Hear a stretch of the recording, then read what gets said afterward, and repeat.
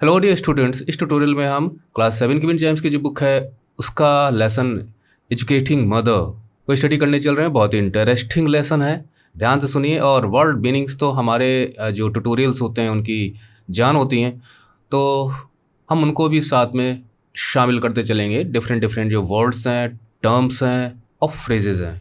So let's proceed ahead and enter into the tutorial. कुछ थोड़ा सा यहाँ जो दिया गया है पॉन्डर करने के लिए, मतलब सोचने के लिए, विचारने के लिए, उसको भी ले लेते हैं कि stories are not only for fun. मतलब स्टोरीज हमें सिर्फ फन ही नहीं मिलता, इन्जॉयमेंट ही नहीं मिलता, बल्कि स्टोरीज़ के जरिए हम कम्युनिकेट करते हैं, हम जो इमेजिन करते हैं वो बताते हैं। और स्टोरी के साथ साथ हमें सीखने को भी मिलता है, हमारी इमेजिनेशन भी चलती है साथ साथ, जो राइटर की होती है, जो ऑथर की होती है, जो स्टोरी टेलर की होती है, जो स्टोरी बनाने वाले की होती है। डिफरेंट ड्रीम्स की बात होती है, हमारी भी, स्टोरी बनाने वाले की भी। और कुछ चीज़ें हमें याद भी दिलाती हैं स्टोरीज़। और ये एक one of the oldest art है जो पहले ओरली शुरू हुई, और अब तो हमें रिटन फॉर्म में हम उसको स्टोरी को रीड भी करते हैं। हर जगह स्टोरीज मिल जाएंगी, चाहे न्यूज़पेपर्स हों, या बुक्स हों, टेलीविज़न हो, इंटरनेट हो, है ना। डेली कन्वर्सेशन में भी हमें कहानियाँ मिलती हैं। कुछ लोग झूठी झूठी कहानियाँ बना बना के भी पेश करते हैं, तो ये सब आप कर लीजिए खुद ही। ये बहुत इंटरेस्टिंग है कि स्टोरी टेलर का मतलब जो कहानी सुनाता है उसका मकसद ये नहीं होता कि आप किस प्रकार से सोचो, बल्कि स्टोरी टेलर का मतलब ये होता है कि उसको सुनने के बाद या आप उसको पढ़ते हो, उसके बाद आपके दिमाग में डिफरेंट क्वेश्चंस रेज होते हैं जिन पर आप सोचना शुरू कर देते हो। तो ऐसा ही कुछ है। तो चलिए हम डायरेक्ट एंटर करते हैं। इसमें कुछ कैरेक्टर्स हैं, मैं सोच रहा हूँ कि मैं आपको पहले ही बता दूँ यहाँ पे, है ना। तो देखिए यहाँ पे ये है अम्बू या एम्बू आप कह सकते हो, ये है रामू, ये है जानकी। सब खुश ही हैं एक प्रकार से इसमें। और ये तो भाई ग्रैंड मदर हैं ही। और ये साहबजादे हैं वेंकू। और ये तो भाई हैं मदर हैं इन बच्चों की। तो चलिए हम चलते हैं ऊपर। और इस स्टोरी का जो लेसन का जो नाम है एजुकेटिंग मदर, तो एजुकेटिंग मदर का मतलब ये होता है एजुकेटिंग चिल्ड्रन तो हमने सुना है, पर एजुकेटिंग मदर क्या होता है कि बच्चों को हम पढ़ाते हैं, लिखाते हैं, सिखाते हैं। तो यहाँ पर क्या होगा, बच्चों की आप देखेंगे कि जो बहुत ही स्मार्ट बच्चे होते हैं इसमें, और वो जब अपनी माँ से कहानी सुन रहे होते हैं तो इतने सारे प्रश्न करते हैं, तो वो नेचुरल भी होते हैं, कभी कभी छेड़ने के लिए भी होते हैं, और बच्चों के अंदर प्रश्न वैसे भी बहुत ज़्यादा आते हैं, तो उनसे वो परेशान हो जाती है। तो ऐसा लगता है जैसे बच्चे माँ को सिखा रहे हों, समझा रहे हों, बता रहे हों कि पहले खुद ही सारे प्रश्नों के जवाब ढूंढ लो तब आके हमें कहानी सुनाओ। तो इसलिए टाइटल भी बहुत ही इंटरेस्टिंग है, the children are educating mother through the questions. इसके जो राइटर हैं वो हैं सुगंथी कृष्णमाचारी हैं, जो कि एक इंग्लिश राइटर तो आप समझ ही गए होंगे, और वो डिफरेंट न्यूज़पेपर्स में जैसे हिंदू में कॉलम्स में कंट्रीब्यूट करती हैं। तो it all started when my mother. ये सब तब शुरू हुआ जब मेरी माँ ने का मतलब ये होता है कि जो कहानी को सुना रही है, जो ऑथर है, यानी हम कह सकते हैं कि ये ऑथर सुगंधी के लिए है, वो खुद ये सब लिख रही हैं, अपने को मान रही है कि मैं स्पीकर यहाँ पर ऑथर ही है। तो यहाँ पे माई मदर का मतलब ये है कि grandmother asked me to tell the children a story. तो उन्होंने मुझसे कहा कि जरा बच्चों को कहानी सुनाओ। भाई बच्चों को कहानी बहुत पसंद होती है, थोड़ा सा टाइम पास करें, हो सकता है वेकेशन का टाइम हो। आई क्लियर्ड माई थ्रॉट, मैंने अपना गला साफ किया और शुरू हो गई। Long long ago. जहाँ जहाँ इन्वर्टेड कॉमाज होते हैं ना, सिंगल इन्वर्टेड कॉमा हो या डबल इन्वर्टेड कॉमा हो, वहाँ पे कोट होती है। कोट का मतलब होता है कि किसी ने उन शब्दों को, उन वाक्यों को, उन फ्रेजेस को कभी कहा है, सोचा है या लिखा है, मतलब वो किसी से एसोसिएट होते हैं कि उसने कहा था भाई। तो यहाँ पर लॉन्ग लॉन्ग एगो ये माँ ने कहा, जो ऑथर है वो सुना रही हैं।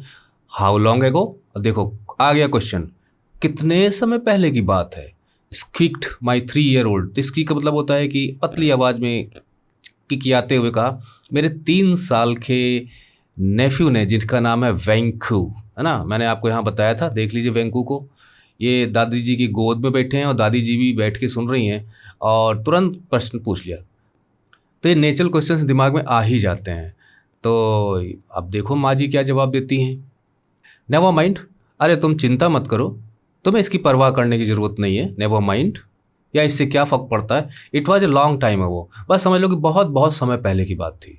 Let's get on with this story. Let's get on का मतलब होता है अरे थोड़ा स्टोरी के साथ हम आगे बढ़ते हैं ना, चलो स्टोरी के साथ आगे बढ़ते हैं, चलो स्टोरी को आगे बढ़ाते हैं। Get on. नेफू मतलब भतीजा, आप जानते हैं। यहाँ पे क्वेश्चन है कि Y do you think most of the stories start with long long ago. हाँ, अक्सर कहानियाँ क्यों शुरू होती हैं कि बहुत पहले की बात है या एक समय था। वंस अपॉन अ टाइम, एक बार एक राजा था। इस तरह की क्यों शुरुआत करते हैं हम? तो इसका एक्सप्लेनेशन मैंने दिया हुआ है वेबसाइट पे। जैसे कि आपने बैनर देखा होगा शुरू में कि आपको क्वेश्चन आंसर सब मिल जाएंगे, आप हमसे कांटेक्ट करिए तब, अगर कुछ प्रॉब्लम होती है। तो यहाँ पर एक छोटा सा आंसर आपको देते हैं कि होता क्या है कि जब हम लॉन्ग लॉन्ग एगो कहते हैं तो एक हिस्टोरिसिटी और distance of time in history पता चलता है कि उस समय की बात होगी जिस समय अक्सर कहानियाँ इससे शुरू होती हैं ना। It adds a layer of fantasy and fascination, लोगों के मन में डिफरेंट इमेजिनेशंस उस समय को लेकर स्टार्ट हो जाती हैं। It invokes a sense of myth, legend और एंसेंट विजडम, है ना, अ टच ऑफ मिस्टिक, कुछ रहस्य है, कुछ ऐसी चीज़ें होंगी जो हमारी मॉडर्न टाइम से मैच नहीं करती हैं, कुछ ऐसी चीज़ें होंगी जो हमें विश्वास तो नहीं होगा पर हमें विश्वास करना पड़ेगा, उस समय की कहानियाँ हैं। मतलब a sense of disbelief is a part of such stories and we have to accept the events that would unfold in such stories। और long long ago is also a part of, जो हमारी जो folklore की जो कहानियाँ हैं वो भी अक्सर इसी से शुरू होती हैं। तो it also refers to a collective set of stories that relate to a time which is far far long ago from our time. तो इस तरह से इसका उत्तर एक लिया जा सकता है। Try telling my history teacher that. अब यहाँ पे जो said my 12-year-old daughter Ambu, अब यहाँ पे जो सबसे बड़ी है वो अम्बू है, वो कहती है कि ये जो यहाँ जवाब दिया था ना कि नेवर माइंड, बहुत बहुत पहले की बात है, बस इतना समझ लो, कहानी में आगे बढ़ते हैं। Try telling my history teacher, ये मेरे हिस्ट्री टीचर से कहना कि लॉन्ग लॉन्ग टाइम अगो का मतलब ये है कि it was a long time ago, ऐसे काम नहीं चलेगा। सी इंसिस्ट, वो जोर देती हैं इस बात पे, that I get all the dates, इस सारी डेट्स को याद रखा करो। अब डेट्स क्या हैं? हिस्ट्री में टाइम की इवेंट्स को ही तो बताती हैं हमें। राइट इन माई हिस्ट्री टेस्ट, तो हिस्ट्री में जब टेस्ट देती हूँ तो कहती है तुम डेट्स को ठीक से याद करके लिखा करो, यानी डेट बताओ कब स्टोरी शुरू हुई थी। अब जरा बताइए, इस तरह की स्टोरीज जो होती हैं, फोकलोर वाली स्टोरीज होती हैं, उनमें कहीं डेट्स का पता होता है कुछ? हो गई मम्मी परेशान। I decided to ignore her, मैंने सोचा कि इग्नोर करो, इसको नज़रअंदाज करो, ये बच्चे हैं तो प्रश्न पूछते रहते हैं।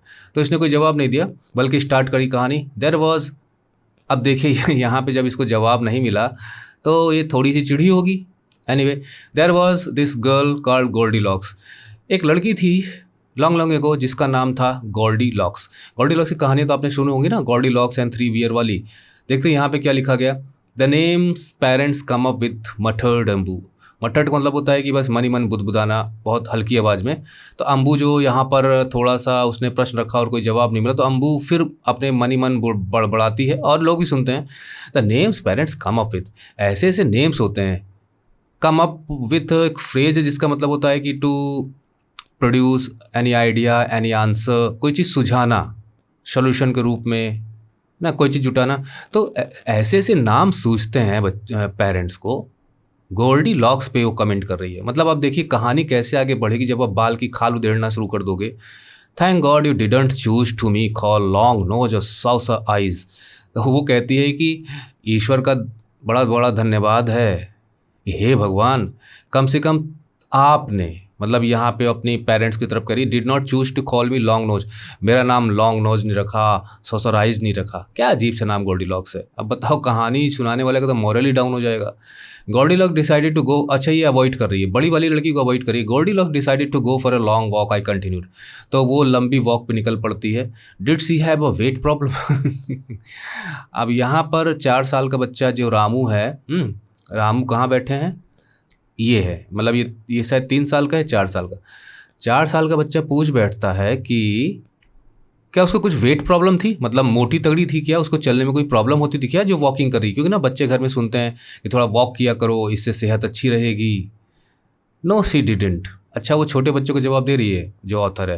नहीं नहीं नहीं, ऐसा कुछ नहीं था। She went for a long walk, वो बहुत लंबी वॉक के लिए निकली। And straight into the forest, straight मतलब होता है कि आप कहाँ जाना है, आप वहाँ से भटक जाएं अपने रास्ते से, स्ट्रेट इनटू द फॉरेस्ट, और भटक के बेचारी जंगल में पहुँच गई।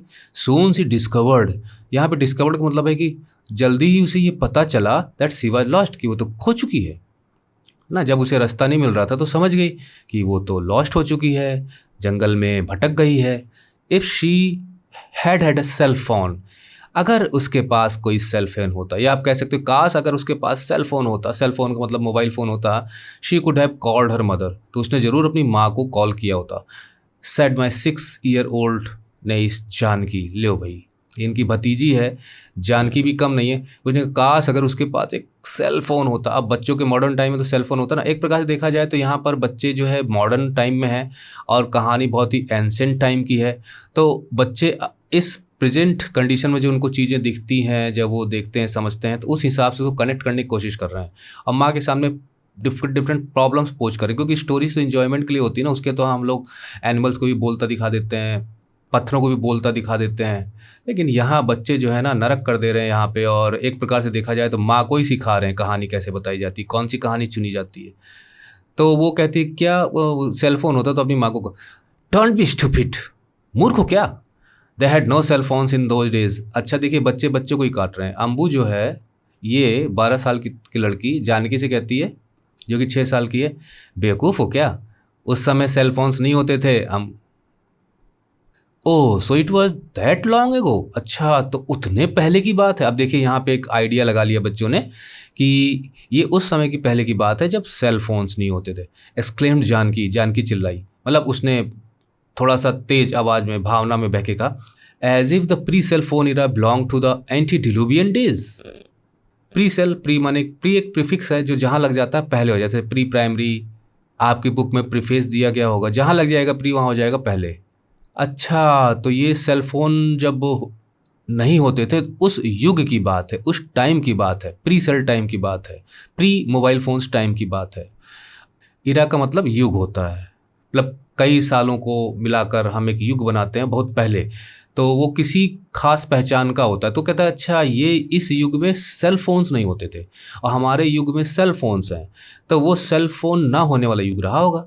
और एंटी डिलूवियन डेज देखिए, जो है बाइबल है ना, बाइबल में, बाइबल जो ईसाइयों का जो धार्मिक ग्रंथ है, तो बाइबल में एक बाढ़ का जिक्र है। उस बाढ़ में पूरी दुनिया खत्म हो जाती है और सिर्फ एक जो नोआ होता है, या नूह आप कह सकते हैं, तो उसकी नाव में जो लोग बैठते हैं खाली वही बच पाते हैं। वो भी गॉड उनको कहता है कि अपनी नाव में आप पूरी दुनिया के जितने भी प्राणी हैं उनके पेयर्स को रख लो, जिससे कि वो बच जाएंगे, बाकी सब इस बाढ़ में तबाह हो जाएंगे, जो कि बहुत बहुत पहले की बात है।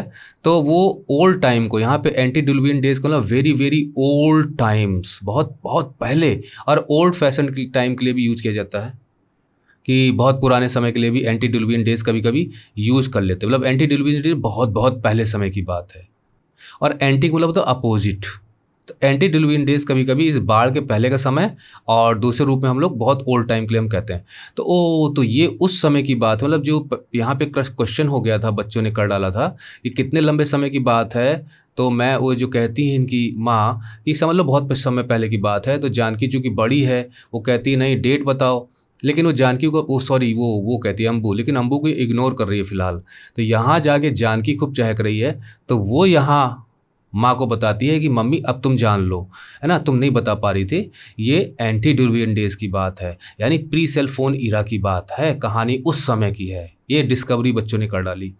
The poor thing came to a cottage. Poor thing का मतलब वही जो लड़की गोल्डी लॉक्स थी, बेचारी एक कॉटेज में पहुंची। That belong to the 3 bears, उसमें 3 भालू रहते थे। सी वाज सो हंग्री, बहुत भूखी थी। दैट सी मेड स्ट्रेट, की वो सीधा का सीधा, मेड स्ट्रेट मतलब सीधे चली गई, मेड स्ट्रेट मतलब सीधे चली गई for the dining room, dining room में घुस गई।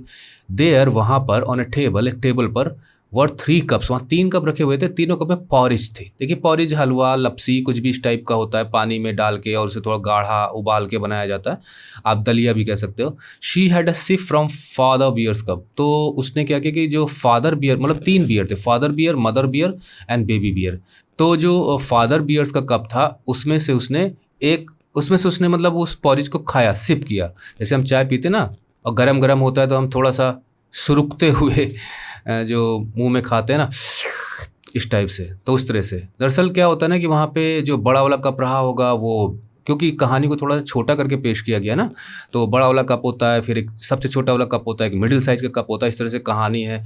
तो वो सबसे छोटे वाले कप को हर जगह यूज़ करती है, मतलब जो उसे तीनों, मतलब 3-3 सेट होते हैं हर जगह हर चीज़ के, तो सबसे छोटे वाले को यूज़ करती है जो उसके लिए साइज़ का होता है। तो उसमें से सुरुकती है वो हल्का सा, तो इट वाज टू हॉट, तो उसे बहुत गर्म लगता है। Mother bears porridge was too cold, और जब वो मदर बियर का पॉरिज को ट्राई करती है तो बहुत ही गर्म ठंडा था वो। But the porridge in baby bears cup, लेकिन बेबी बियर्स कप का जो होता है पॉरिज, वो उसको ठीक लगता है। So she drank the baby bears porridge, तो पॉरिज को वो जो बेबी बियर वाला होता है उसको पी डालती है पूरा। यहाँ पे क्वेश्चन दिया गया है, why do you think the speaker continue telling the story despite so many interruptions. अरे भाई बहुत छोटा सा आंसर है इसका, क्योंकि at least we know she was the mother of these smart children. वो जानती थी कि मेरे बच्चे कैसे हैं, और ये तरह तरह के प्रश्न उसके अंदर करेंगे ही करेंगे। तो इनके चक्कर में पढ़ना, मतलब दुनियादारी के चक्कर में पढ़ने से अच्छा है कि चुपचाप कहानी सुनाओ, क्योंकि ग्रैंड मदर ने कहा है इनके प्रश्न में उलझ गई तो फिर उलझ जाऊंगी। Actually I think Goldilocks is a murder mystery. Ambu की थोड़ी सी बड़ी है तो कहती है मुझे लगता है गोल्डीलॉक्स एक मर्डर मिस्ट्री है। अब यहाँ पे देखिए थोड़ा सा थ्रिल आ रहा है स्टोरी में, और बच्चे खुद ही ऐड कर रहे हैं उसके अंदर मर्डर मिस्ट्री है। मर्डर मिस्ट्री मतलब कि इसमें गोल्डीलॉक्स का कि मर्डर होगा और किसने किया पता नहीं चलेगा, क्योंकि यहाँ बियर वाला आ गया ना हिस्सा कि बियर आएंगे फिर इसको छोड़ेंगे नहीं। Her reading consisted of staple diet. Her reading मतलब होता है कि वो जो पढ़ती थी, यहाँ पे हर आया है अम्बू के लिए। वो जो पढ़ती थी, कंजिस्टेड ऑफ का मतलब होता है कि उसमें वो चीज़ें होती थी, इट कंटेन्ड। और स्टेबल डाइट का होता है मुख्य भोजन, मतलब जो हमारे लाइफ का मुख्य पार्ट है वो हमारा स्टेपल डाइट है। अगर कोई स्टोरी है तो स्टोरी में जो मुख्य चीज़ें जो इस स्टोरी को मिलकर बनाती हैं इंटरेस्टिंग, वो उसका स्टेपल डाइट हो जाएगा। स्टेपल एलिमेंट्स हो जाएंगे उस स्टोरी के, खास खास चीज़ें हो जाएंगी उस कहानी की।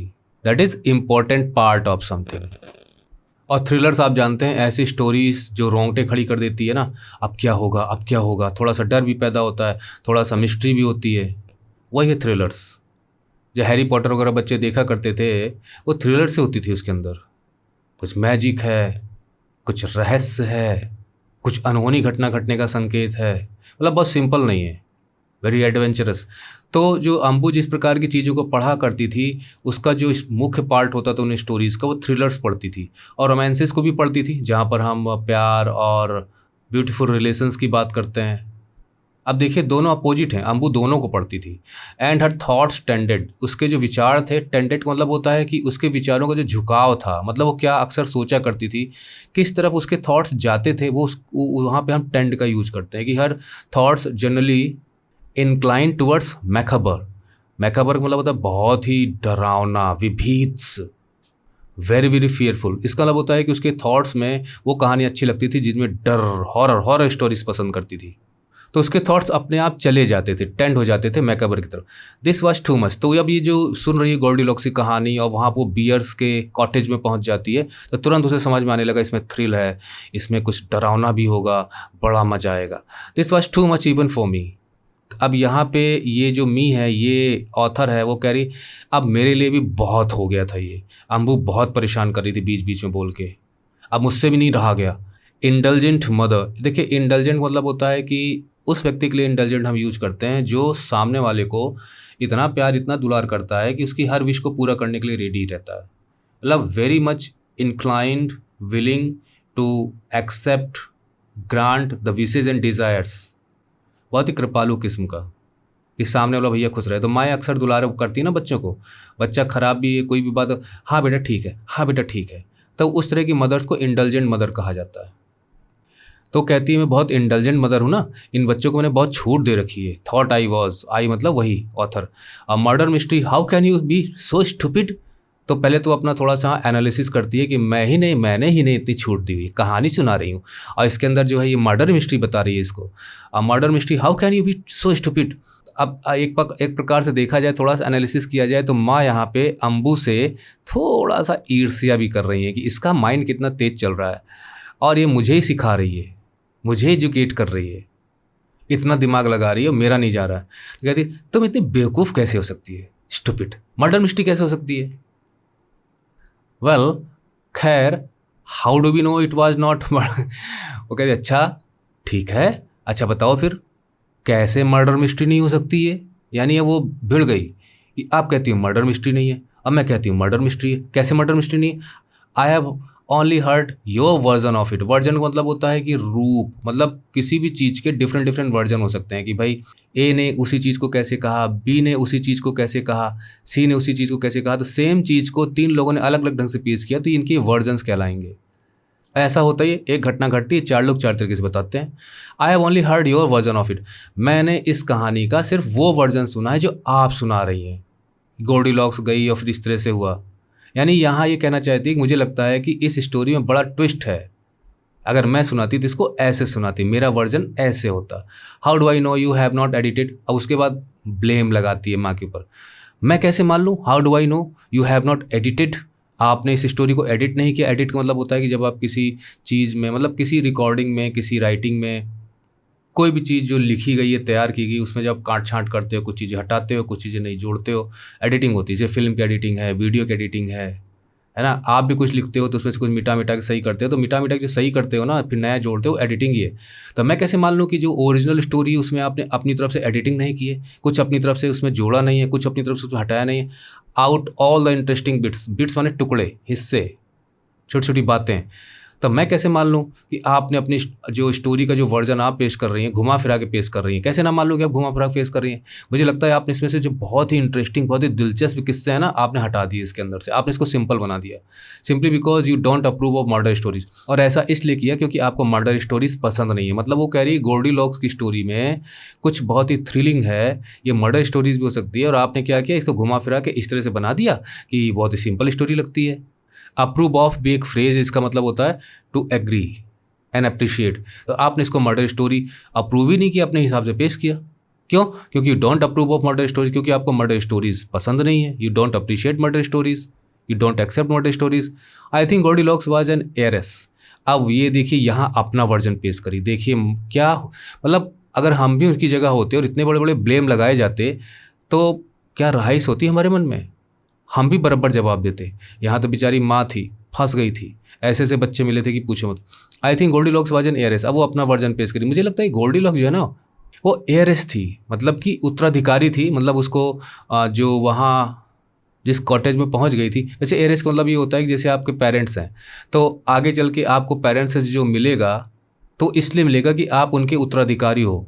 आगे चल के मतलब जो जनरेशन्स आगे चलती चली जाती हैं तो अगली की जनरेशन पिछले की हेiress होती है, और उसे जो प्रॉपर्टी मिलती है इसी वजह से मिलती है कि उसकी उत्तराधिकारी है। तो मुझे लगता है गोल्डीलॉक्स हेiress है। The house in the forest belong to the person, और जो फॉरेस्ट में जो घर था वो किसी ऐसे व्यक्ति का था, वो stood to inherit the property if she died, कि उसे वो प्रॉपर्टी मिलने वाली थी अगर वो मर जाती तो। यानी कि जो गोल्डीलॉक्स है उसके मरने के बाद उसकी जो प्रॉपर्टी है वो उस व्यक्ति को मिलती जो उस कॉटेज में रहता था। अब आपको समझ में आया होगा कि गोल्डीलॉक्स एक हेiress है क्योंकि उसको अपने पेरेंट्स से कुछ मिला है, और अब ये इस आगे का जो हेiress होगा इसकी प्रॉपर्टी का, वो ये व्यक्ति होगा जो उस कॉटेज में रहता है। शीइंग हर गो इनटू द फॉरेस्ट, जब उसने देखा कि वो जंगल में जा रही है, she must have put a bowl of poison porridge, तो ही मतलब वो जो इस आदमी ने ज़रूर उसमें वो जो बोल है, कटोरा है जिसमें पॉरिज रखी थी, उसको पॉइजन पॉरिज कर दिया गया होगा, उसमें जहर मिला दिया गया होगा इस कॉटेज में। She must have drunk the porridge, उसने पॉरिज को पिया होगा और मर गई होगी। The beards are only your invention, और ये तुम भालू भालू कर रही हो ना माँ, ये आपकी इन्वेंशन है। गोल्डीलॉक्स की रियल स्टोरी में कुछ भी बियर्ड नहीं है, वहाँ तो ये व्यक्ति था, उसने जहर डाला था उसके अंदर, आपने घुमा फिरा दिया और उसे बियर्ड्स की कॉटेज बना दी। ये आपकी खोज है, ये आपने बनाया, ये आपका किया था।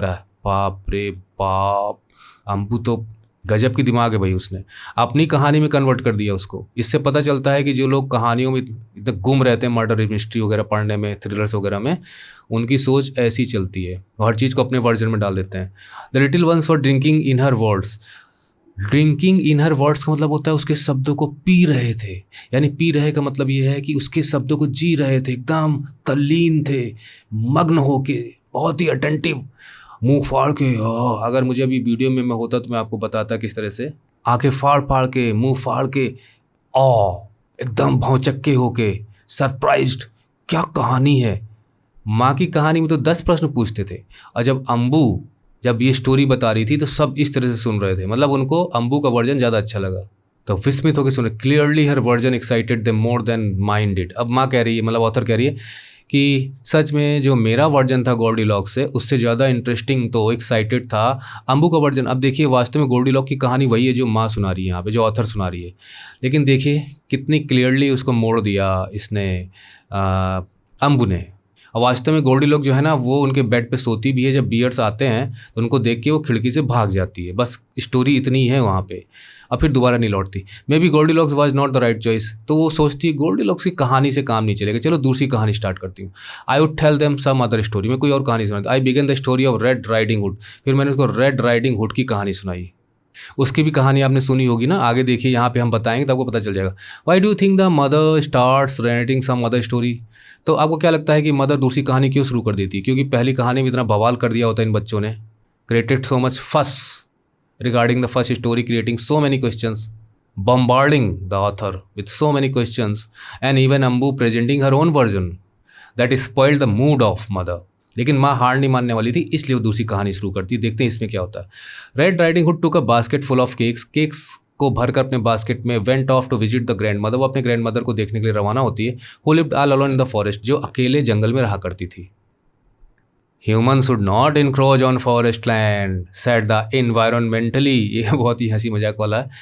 इन्वायरमेंटली जो पर्यावरण से संबंधित, कॉन्शियस मतलब सजग, सचेत, अवेयर, जिसके बारे में, जिसकी चीज़ें उसके सोच में बराबर रहती हों, जो चीज़ें हमारे दिमाग में, हमारी सोच में बराबर बनी रहती हैं, हम उसके प्रति कॉन्शियस होते हैं, सचेत होते हैं, सजग होते हैं, अलर्ट होते हैं। जानकी, बहुत ही पर्यावरण के प्रति सजग रहने वाली जानकी। इन्वायरमेंटली यानी इन्वायरमेंट को बहुत ही नुकसान ना पहुँचे, इस चीज़ का ख्याल रखने वाली जानकी ने कहा human should not encroach. Encroach का मतलब होता है अतिक्रमण करना, मतलब इन नियमों का उल्लंघन कर कर जंगल में जाना, जंगल में शिकार करना। इनक्रोच ऑन ये फ्रेज है, कभी कभी अपॉन भी यूज होता है। वैसे जब आप बियॉन्ड लिमिट जाते हो ना, उसको इनक्रोच ऑन कहा जाता है। तो फॉरेस्ट में बियॉन्ड लिमिट जाने का मतलब ये है कि जंगल में, जंगल के नियमों का उल्लंघन करना, जंगल को नुकसान पहुंचाना। किसी को भी जंगल की भूमि का अतिक्रमण नहीं करना चाहिए, नुकसान नहीं पहुंचाना चाहिए, जंगल को सेफ रखना चाहिए। ऑन द वे, अच्छा अब यहाँ पे अवॉइड कर रही है उसको। On the way Red riding Hood met a wolf. तो रास्ते में उसे भेड़िया मिलता है। And told it where she was going. तो वो बताती है, जब वो पूछता है कहाँ जा रही है।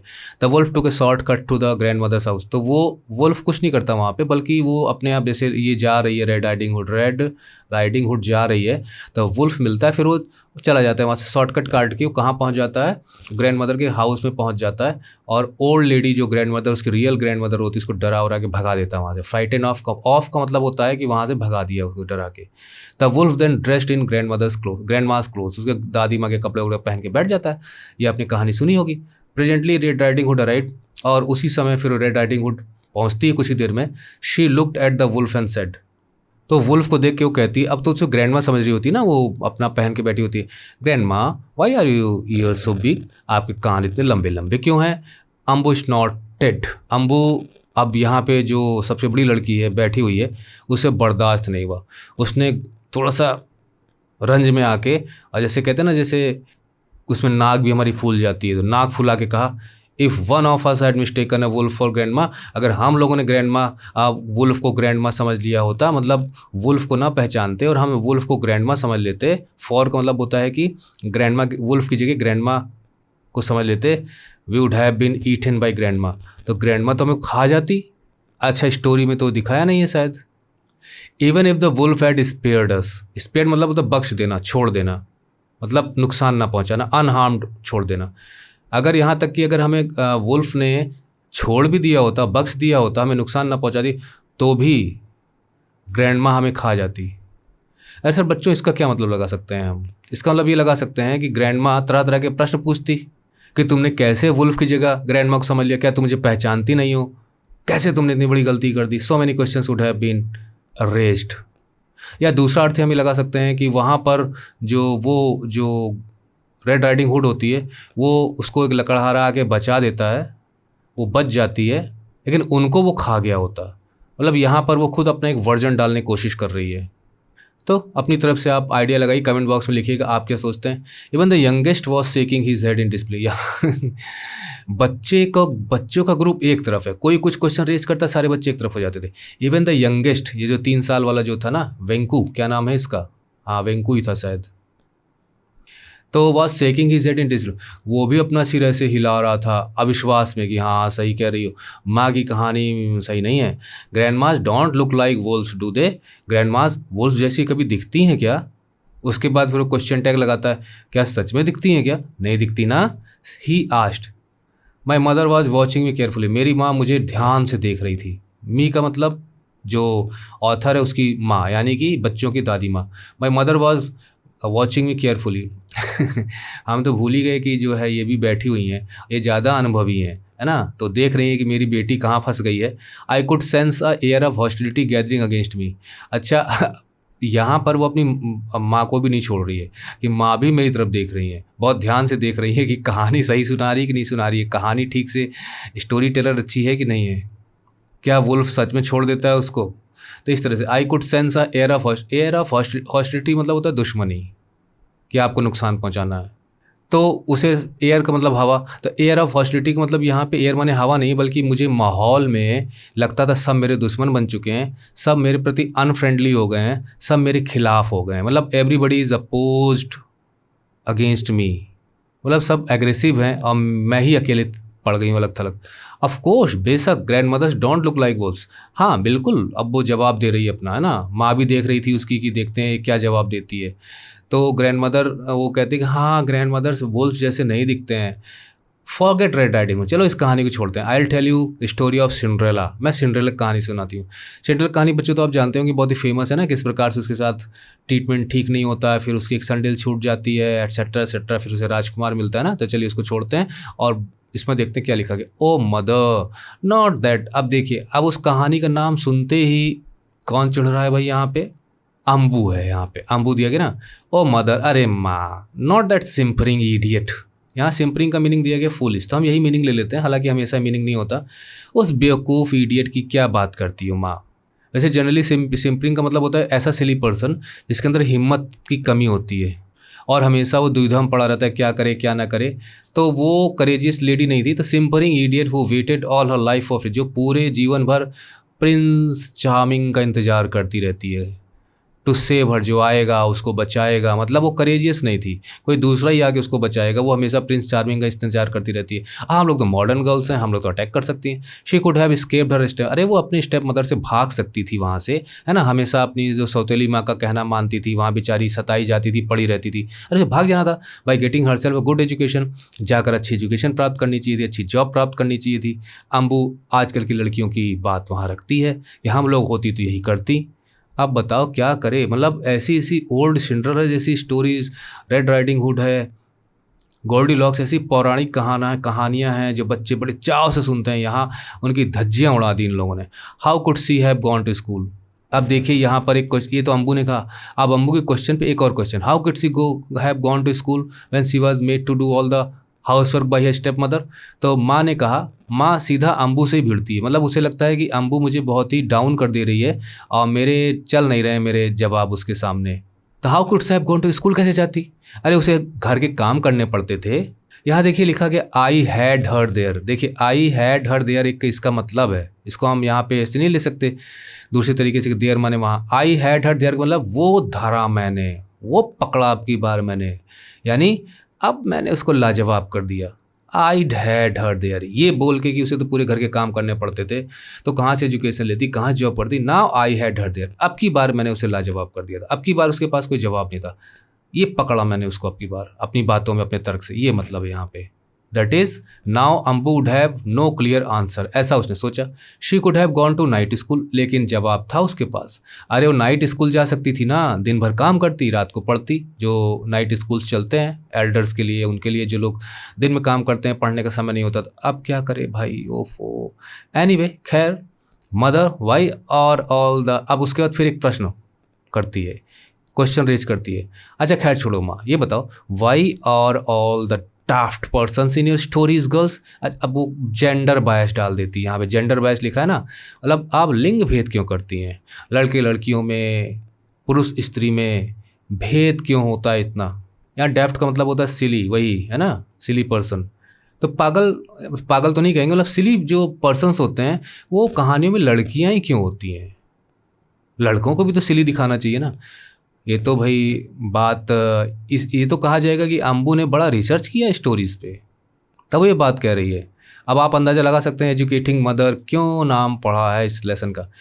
Who wrote these stories with gender, कौन है जो इन कहानियों को लिखता है जिसमें जेंडर बायस देखने को, बायस मतलब पक्ष, मतलब आप किसी को छोड़ कर दूसरे का पक्ष लेते हो, आपको भेदभाव, वो भी लिंग के आधार पे, जेंडर के आधार पे भेदभाव कहानियों में बनाने वाले कौन लोग हैं जो कहानियाँ बनाते हैं जिसमें जेंडर बायस दिखाते हैं।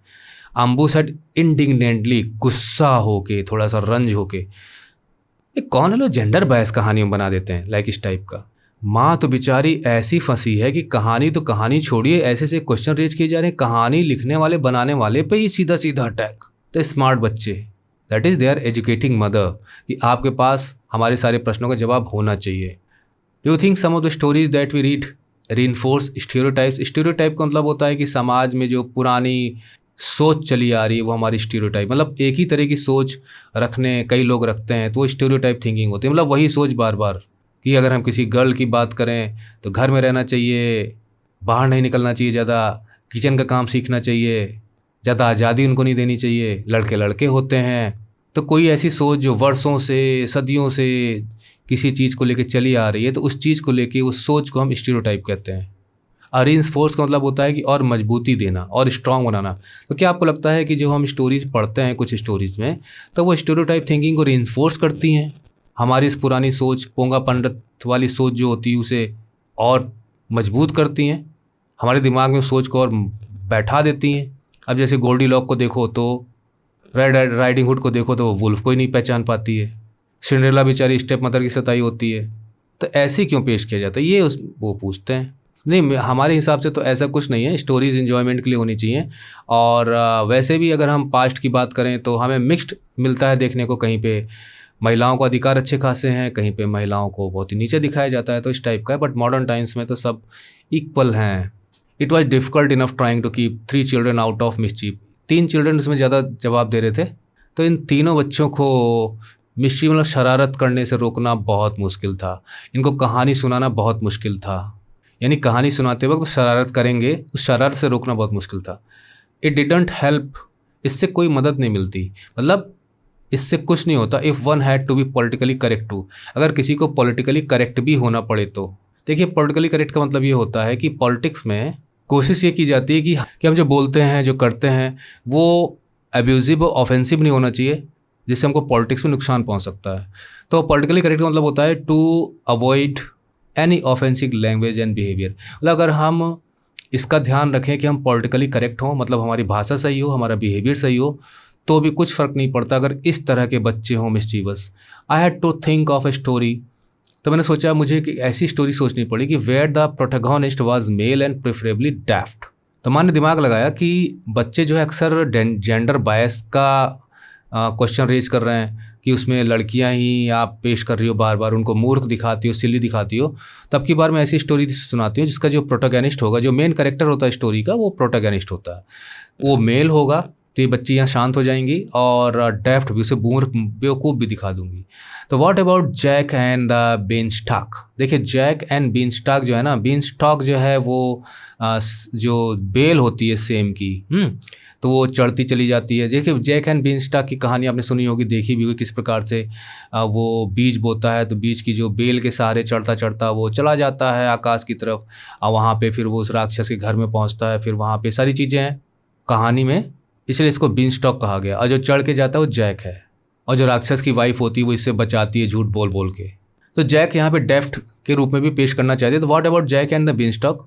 तो वो पहले सोच लेती कि अच्छा इस कहानी में क्या रहेगा अगर मैं सुनाऊँ तो। I have heard that one said Ramu. Ramu तुरंत बोलता हाँ मैंने उसको सुना हुआ है। That is the one where Jack plants a seed, जहाँ पर जैक जो है एक बीज को बोता है, एंड अ वेरी वेरी टाल plant grows from it overnight, और रात भर में दूसरे ही दिन एक बहुत बड़ा पौधा उस पर उग जाता है।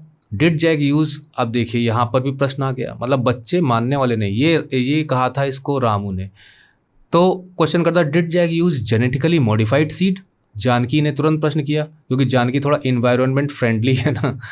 तो जेनेटिकली का मतलब होता है कि आप किसी बीज में साइंटिफिकली कुछ ऐसे मॉडिफिकेशंस करते हो कि जो उसकी जो नेचुरल पैदावार होती है वो प्रभावित हो जाती है।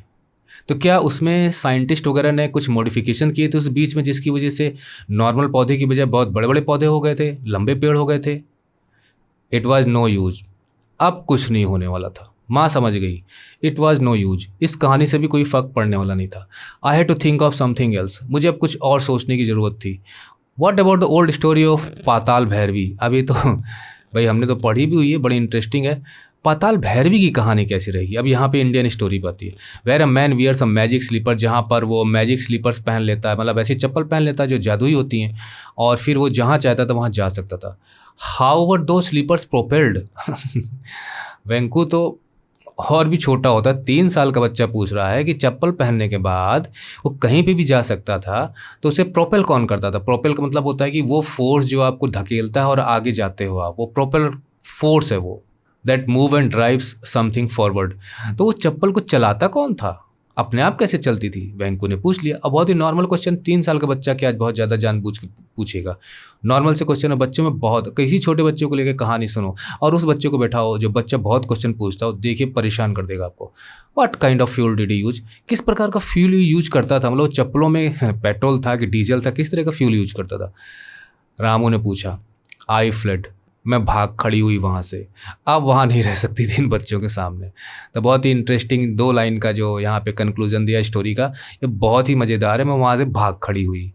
तो ये हो गए भैया, सुगंधी कृष्णाचार्य ने बहुत खूबसूरत यहाँ पे कहानी लिखी है, बच्चों के नेचुरल क्वेश्चंस को यहाँ पे पेश किया गया। और ये सब कुछ आपको मिल जाएगा हमारी वेबसाइट पे, नहीं तो आप हमें मैसेज करिए, हम आपको भेज देंगे। तो स्टोरी आपने पढ़ी और इसका टाइटल अब आपको समझ में आ गया होगा कि इसका टाइटल वाकई में काफ़ी अच्छा था और बच्चों ने अच्छी खासी क्लास लगा दी माँ की, है ना, educating mother. So ending the tutorial here. कोई क्वेरी हो, कोई क्वेश्चन हो, कोई डाउट हो तो हमसे आप कांटेक्ट करिए। सब कुछ दिया गया है वीडियो डिस्क्रिप्शन में, कांटेक्ट कैसे कर सकते हैं। So signing off for now, अगले ट्यूटोरियल में फिर मुलाकात होगी। Bye bye.